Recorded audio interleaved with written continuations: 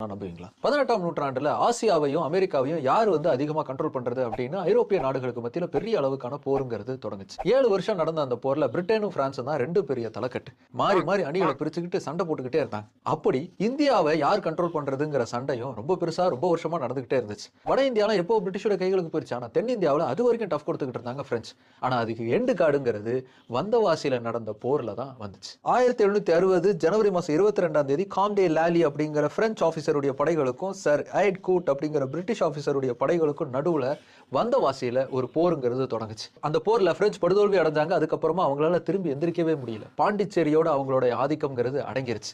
ஒட்டுமொத்த இந்தியாவும் பிரிட்டிஷுடைய கைகளுக்கு போயிருச்சு. இந்தியாவே பிரிட்டிஷுடைய கைகளுக்கு போனதுக்கு அப்புறமா 7 வருஷம் நடந்த அந்த போரும் முடிவுக்கு வந்துச்சு. பிரிட்டிஷ் ஒரு வல்லரசு நாடா உலகத்துல உயர்ந்துச்சு. சூரியன் அஸ்தமிக்காத சாம்ராஜ்யம்ங்கிற பிரிட்டிஷ் பேரரசு உருவாகிறதுக்கு காரணமா இருந்த வந்தவாசி போர் தொடங்கின நாள்